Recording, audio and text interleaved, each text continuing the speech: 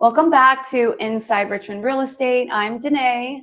And I'm Kaitlin, and today we are answering a question a lot of you might have on your mind.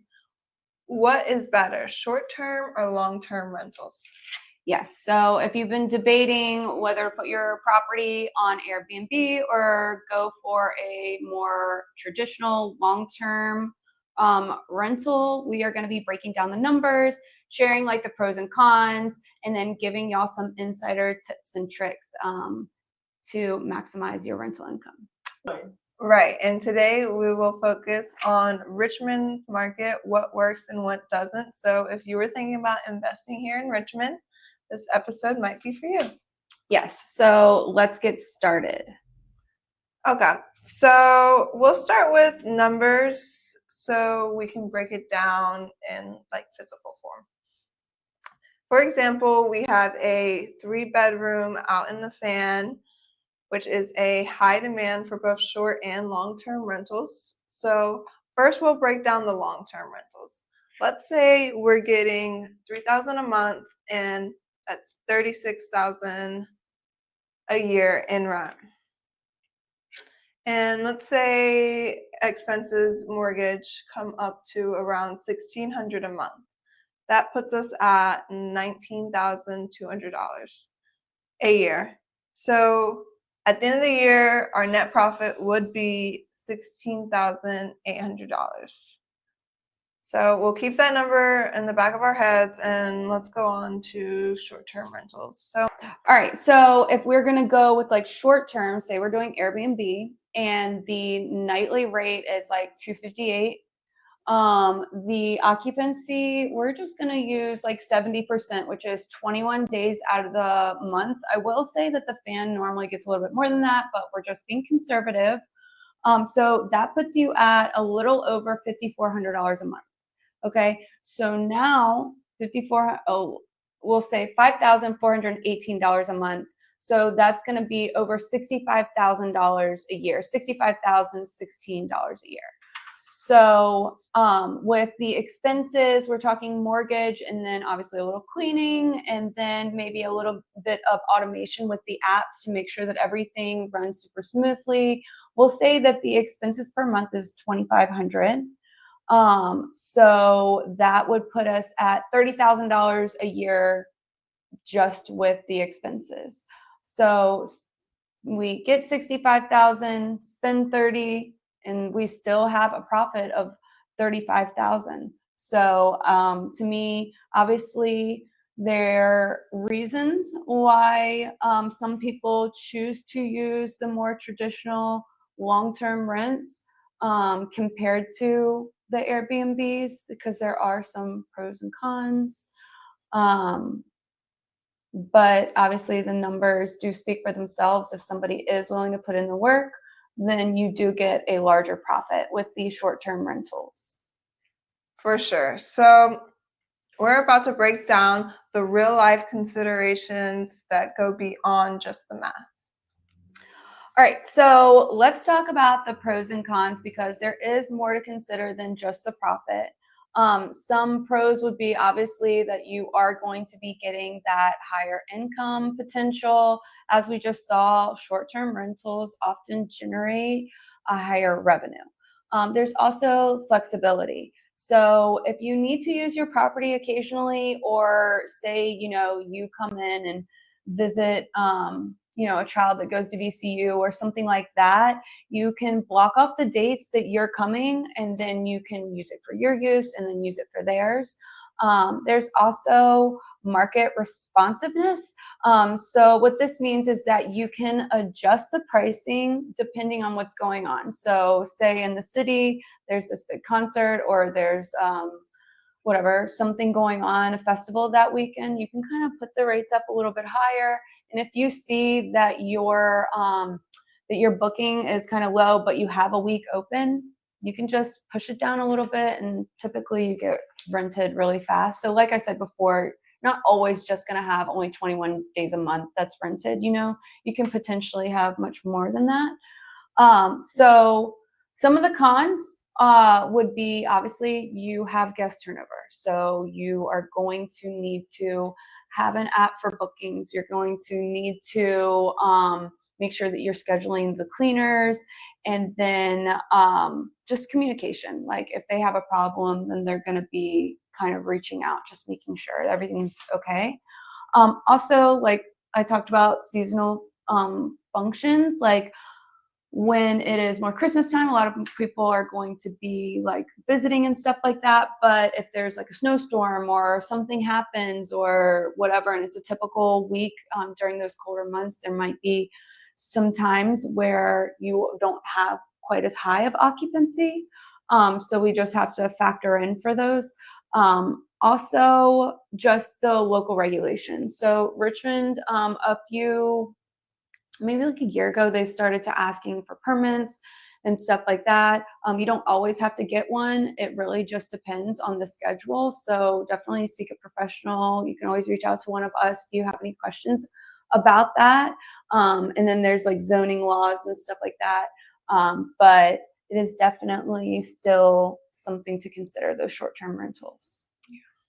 All right, now let's talk about the pros and cons for long term. So we will have more consistency, predictable income. You know, sign the lease, you know what's going on for the next 12 months.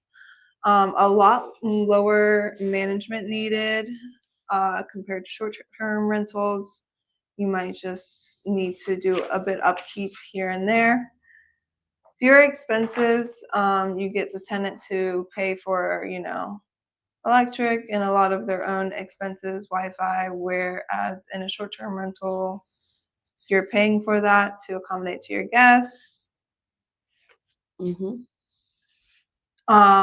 Lower cash flow, so you don't make as much money. Less flexibility, so you know those tenants pretty much control that house for however long the lease is. Mm-hmm.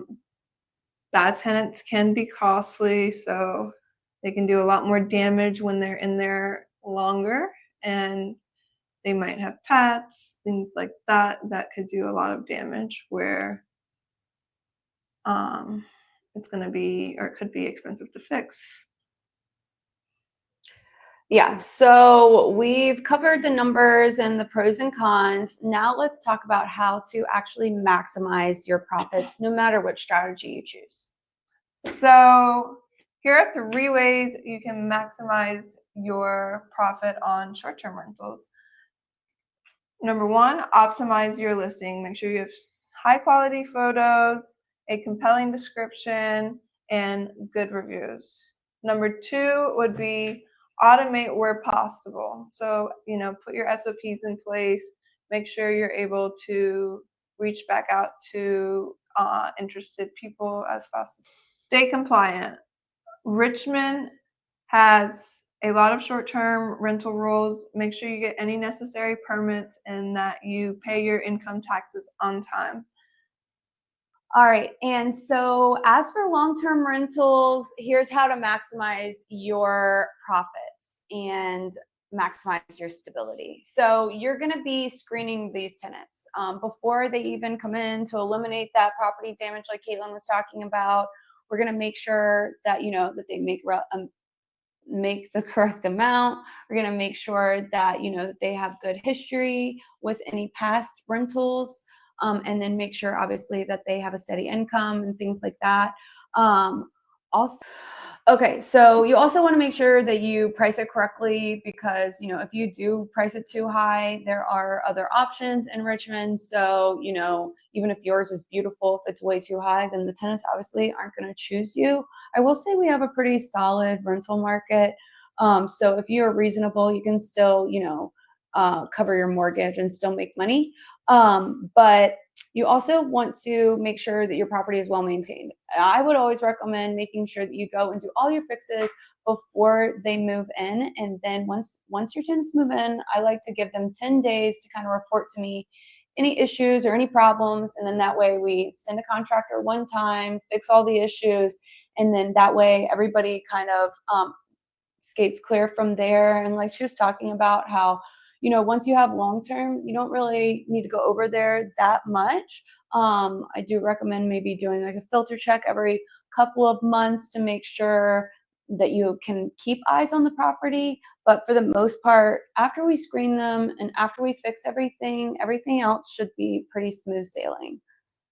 Right. So whether you are choosing a short-term rental or a long-term rental, the main key is having a strategy, and everything else will follow. All right, so one thing that we did not mention is going to be midterms. So midterm rentals are going to be like where it's longer than 30 days, but it's shorter than like your 6 or 12-month leases. So we called them midterm. So those are going to be kind of like your traveling nurses, maybe like traveling people, like engineers, sometimes they travel.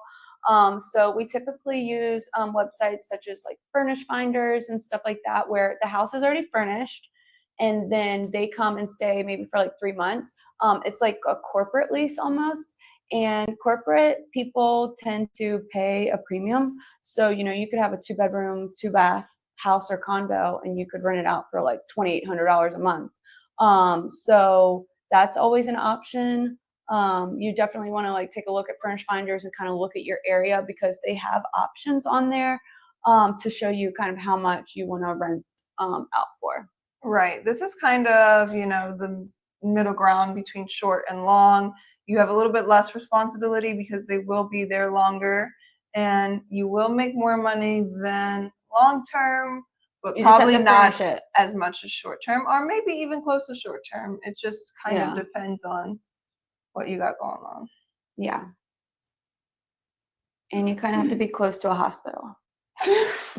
Yeah, if you want like a prime location for a midterm Would be like close to a hospital. Right. Okay. Well, that's about what we have for you today. I am Danae Dobler with the Lemus Group. My Instagram is Danae the Realtor down below. And my phone number is also 804-475-4668. So if you have any questions and if you want us to run any numbers, then obviously we're more than happy to do that for you. And I'm Kaitlin. Thank you guys for joining us today. My information is also at the bottom somewhere over here. So if you want to reach out, please do. I am always here to help. Thank you.